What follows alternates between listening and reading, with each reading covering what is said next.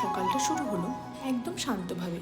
জানালার বাইরে একটু তাকালাম, বাতাসে ছিল মিষ্টি একটা ঠান্ডা ভাব। তারপর রেডি হয়ে চলে গেলাম পুজো করতে। পুজো শেষ করে দেখি আমার ছোট্ট সোনাটি দৌড়ে এসে সেই জলের ক্যানটা খুলতে ব্যস্ত। প্রতিদিনই ওরই নতুন নতুন এক্সপেরিমেন্ট। তারপর চলে গেলাম একটু কিচেনে, রান্নাবান্না সেরে নিলাম। রান্নাবান্না সেরে চলো একটু চলে যাই আমার সোনুটির সাথে খেলা করতে। সব কিছু সেরে গুছিয়ে আমরা বেরিয়ে পড়লাম একটু ঘুরু ঘুরু করতে।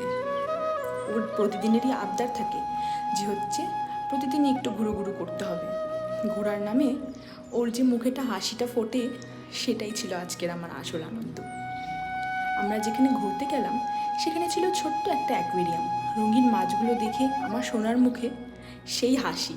শেষে সব কাজ সেরে বাড়ি ফিরে এলাম।